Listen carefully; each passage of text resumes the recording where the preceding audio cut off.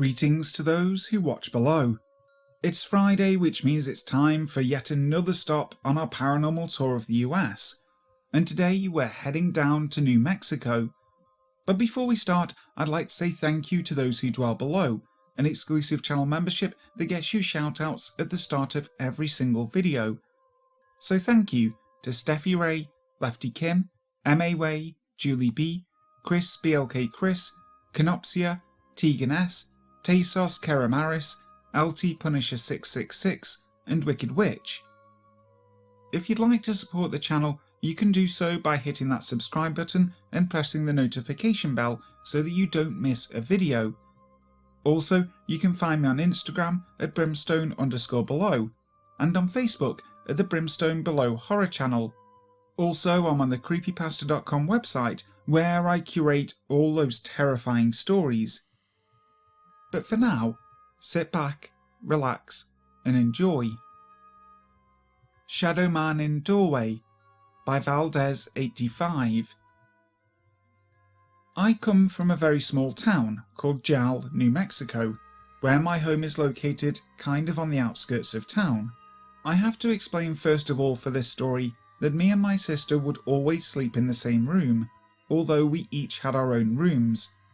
During the summer, we would always sleep in her room due to her room having all the windows and the room is cooler.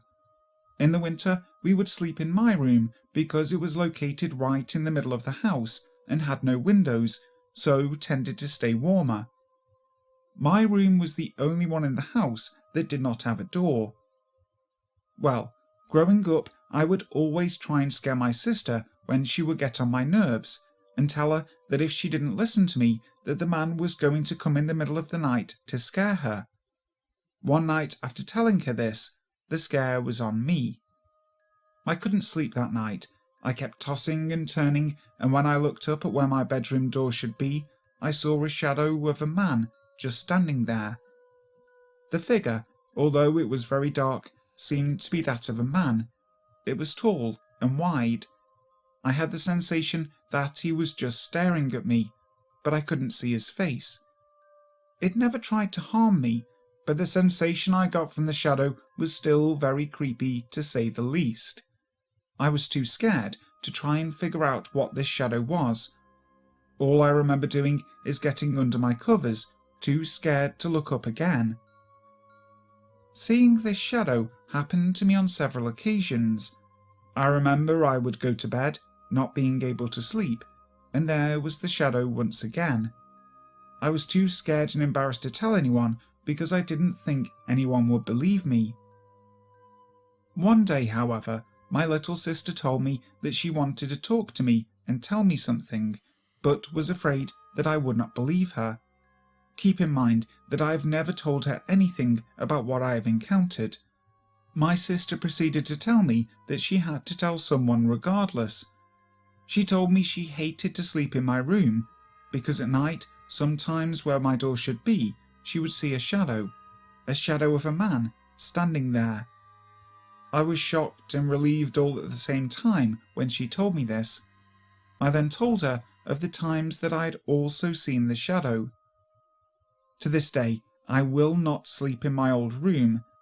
I have also since then made my dad put up a door in that room. We never did figure out what it was or why we saw that shadow. La Mala Hora. La Mala Hora means the evil hour or the evil one. It is also known as La Malora, La Malorga, or the evildoer. La Mala Hora is said to be a wicked spirit or an evil demon that wanders the lonely country roads after midnight and terrorizes those who travel alone. It usually lurks in the darkness at a crossroads, waiting for an unwary traveller to cross its path. According to some, it is more feared than the devil. It first appears as a large black lump, constantly moving and changing shape. It can also change size rapidly, growing larger or smaller. They say it looks like a ghostly black shroud or a large black cotton ball. Anyone who is unfortunate enough to set eyes on this demon runs the risk of being driven insane. It tries to hypnotize and paralyze anyone who happens to encounter it at night. When it attacks, it suddenly rushes toward the unwary, envelops him and suffocates him. The following morning, the poor wretch is found dead at the side of the road. At other times, it transforms into a wicked woman, a female personification of evil. She appears wearing black clothing, her hair long and unkempt. She is like a spirit or wind, floating along without touching the ground with her feet. People in New Mexico say that she seldom appears in human form, but when she does, it is considered to be a death omen. If you encounter her at a crossroads, it usually means that you or somebody you know is going to die. When pressed for more detailed information about this demon, the people of New Mexico will refuse to talk about it and just reply, "It is an evil thing." Something in Our Old Apartment by Synndill. We were living in a low-income apartment complex in Aztec, New Mexico that was built sometime in the late 60s, early 70s when these events took place. I have attempted to get information on the complex itself, only to hear a number of different possibilities of why the apartments have their issues. We recently moved out of the apartment for a number of other reasons. To give a bit of history on the events themselves, my children and I were there for about 6 years. My fiancé moved in during our last 3 years here, and my daughter was born our 2nd year living in the apartment. There have been a number of things that have happened there that I won't go into at the moment. This story is a bit of why I felt we were being haunted there. Our apartment wasn't a very big apartment. It was only 2 bedrooms and 1 bathroom, a decent-sized living room, kitchen/dining room, and the front door. The bedrooms, bathroom and front door were down a short hallway from the living room and kitchen/dining room. To explain what I meant by short, the hallway was only maybe 20 feet long, if that. The same hallway is where the following events took place. Paige, my daughter, was only maybe 2 years old at the time and had a somewhat decent vocabulary, enough that my fiancé and 3 older boys and I could get the gist of what she was saying, while others still had difficulties understanding her. Bedtime in our house for the kids is always 8:30 p.m. on school nights and 9:30 on weekends, so that us adults have some peace and quiet on occasion and get to relax for a few before we head off to bed as well. Nightly, Paige could be heard saying, "Go away," or "Leave me alone," which Clinton and I first thought was her brothers picking on her. When we'd head down the hallway to go check on them and make the picking stop, we thought they'd hear us and pretend to be asleep. So we stealthed down the hall with the living room lights turned down low so we wouldn't have the shadows ahead of us for the kids to see. We would get to their bedroom and the boys would all be out cold, so to speak, leaving Paige the only one awake. Clinton would tell her to go to sleep, and she would say things like, "The boy is talking too loud," or "The bad thing won't go away," in a toddler-like way, of course, along with a few other things. Clinton didn't know what to make of it, so he would send me into the room, unless I was already in there with him, and he would just kiss her goodnight again and leave the room so I could handle it. My way of handling it was to say out loud and as nicely as I could, "Please leave my little one alone. She doesn't know why you're here because she is too young to understand and you're scaring her." Usually she would tell me they left, but every now and then she'd tell me they said no, so I would have to get a little more demanding and say, "If you refuse to leave and continue to scare her, I will be forced to make you leave, and I don't want to make you mad either, so please, just go." And Paige would tell me they left.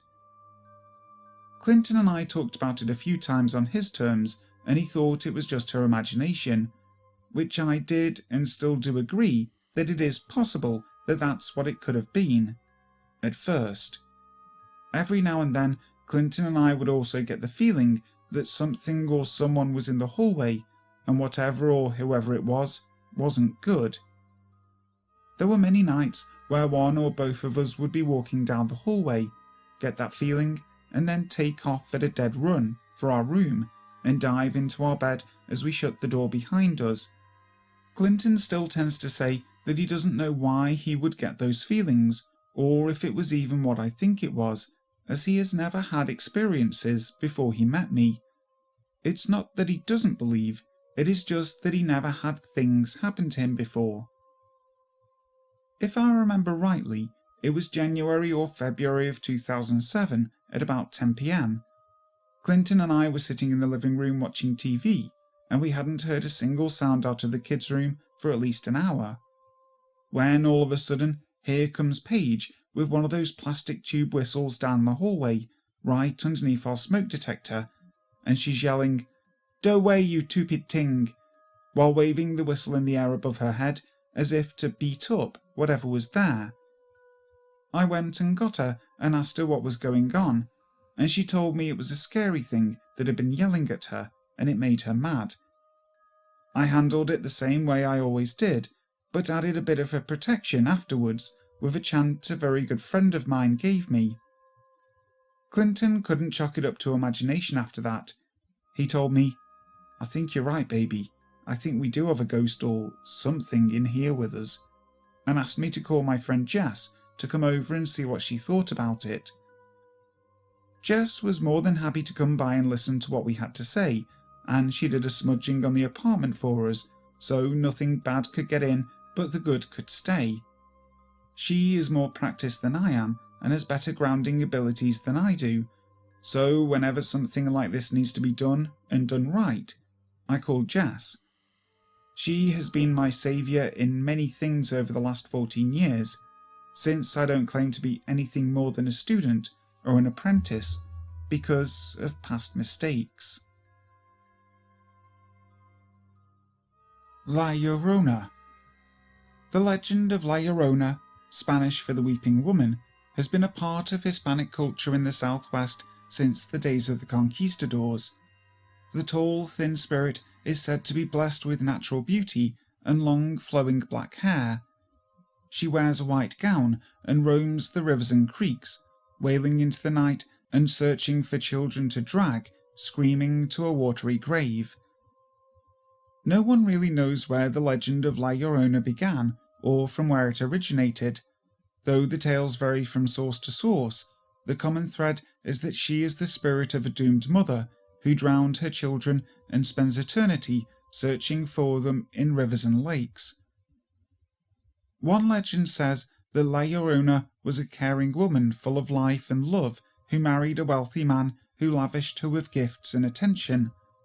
However, after she bore him 2 sons, he began to change, returning to a life of womanizing and alcohol, often leaving her for months at a time. He seemingly no longer cared for the beautiful Maria, even talking about leaving her to marry a woman of his own wealthy class. When he did return home, it was only to visit his children, and the devastated Maria began to feel resentment toward the boys. One evening, as Maria was strolling with her 2 children on a shady pathway near the river, her husband came by in a carriage with an elegant lady beside him. He stopped and spoke to his children, but ignored Maria, and then drove the carriage down the road without looking back. After seeing this, Maria went into a terrible rage, and turning against her children, she seized them and threw them into the river. As they disappeared downstream, she realized what she had done and ran down the bank to save them, but it was too late. Maria broke down into inconsolable grief, running down the streets, screaming and wailing. The beautiful La Llorona mourned them day and night. During this time, she would not eat, and walked along the river in her white gown, searching for her boys, hoping they would come back to her. She cried endlessly as she roamed the riverbanks, and her gown became soiled and torn. When she refused to eat, she grew thinner and appeared taller until she looked like a walking skeleton. Still a young woman, she finally died on the banks of the river. Not long after her death, Her restless spirit began to appear, walking the banks of the Santa Fe River when darkness fell. Her weeping and wailing became a curse of the night, and people began to be afraid to go out after dark. She was said to have been seen drifting between the trees along the shoreline, or floating on the current with her long white gown spread out upon the waters. On many a dark night, people would see her walking along the riverbank and crying for her children. And so, they no longer spoke of her as Maria, but rather La Llorona, the weeping woman. Children are warned not to go out in the dark, for La Llorona might snatch them, throwing them to their deaths in the flowing waters. Though the legends vary, the apparition is said to act without hesitation or mercy. The tales of her cruelty depend on the version you hear. Some say that she kills indiscriminately, taking men, women, and children, whoever is foolish enough to get close enough to her. Others say that she is very barbaric and kills only children, dragging them screaming to a watery grave. When Patricio Lugan was a boy, he and his family saw her on a creek between Mora and Guadalupita, New Mexico. As the family was sitting outside talking, they saw a tall, thin woman walking along the creek. Then she seemed to float over the water, started up the hill, and vanished. However, just moments later, she reappeared much closer to them, and then disappeared again. The family looked for footprints, and finding none, did not doubt that the woman they had just seen was La Llorona. She has been seen along many rivers across the entire Southwest, and the legend has become part of Hispanic culture everywhere. Part of the legend is that those who do not treat their families well will see her, and she will teach them a lesson. Hide and Seek by Wotona 9. This event happened to me when I was about 4 years of age. When I was little and only had one dog at the time, one of my parents would take him on a walk, and the other would stay home and play hide and seek with me. It was so I wouldn't get bored, and because the dog would always give away our hiding places. One night, in the late fall or early summer, at about 9 o'clock, my dad was walking our dog, and my mum was home playing hide and seek with me. After about 4 rounds, I was the one seeking. I counted 10 in the living room, facing the fireplace. It was only 10 because I couldn't count very high at that age. I searched most of the house, which was very small, only 1 story and not too complicated. And when I couldn't find my mum, I decided to start from the beginning. I started at the fireplace and checked behind the chair which was right next to it. I was about to give up when I turned around and looked into the entryway. The living room is right across from our entryway, and it connects a short hallway and the kitchen as well. I turned around a bit and saw what looked like a 3D shadow, grey and black, silently, very silently, run from the hallway and into the kitchen. Me, being only 4 at the time, thought that it was my mother. I followed it into the kitchen and looked around there in the dining room, but couldn't find my mother. Even though 2 of our hide-and-seek rules were never change places unless you want to be found, and never hide in the garage or outside, I checked the garage. I never found her there, so I gave up. She called me from her room, where she was hiding behind the bed. The problem with this is that my parents' room is on the complete other side of the house that I saw the shadow running toward. I said, "Mom, I saw you run from the hall," and she replied, saying that she was there all along. Now, you're probably saying that it was probably my shadow. I wasn't running at the time, I was turning. The shadow was also way too tall to be mine. Could my mum have been lying? I never heard any footsteps. Also, isn't it a bit strange that I saw it run into the kitchen, saw nothing exit through the dining room into the garage, and heard nothing open? At that point in my life, I didn't understand the concept of a ghost, so I never had a thought that it wasn't my mum. I was starting to suspect that it was something else a few years after. Then I knew. I finally told my mum what I had seen that night. When I told her I was 11, she looked at me like she believed everything. Then she told me. She told me that before I was born, my dad came home from work on 2 occasions very upset. Both those times, my mum had looked into the entryway and seen 2 shadow-like figures side by side. One was tall and one was short. She told me that she believes that they are guardian spirits, looking out for him in his time of need, trying to calm him down. I remember that night he had come home angry from being sprayed by a skunk. I believe I saw the tall figure that night. Hi guys, thank you so much for listening to today's video. I really hope you enjoyed it. If you want more of the Paranormal Tour, go check out the playlist that'll be up on the screen in a moment. Also, make sure to subscribe to the channel and hit that notification bell so that you never miss a video. So, until next time, sleep tight.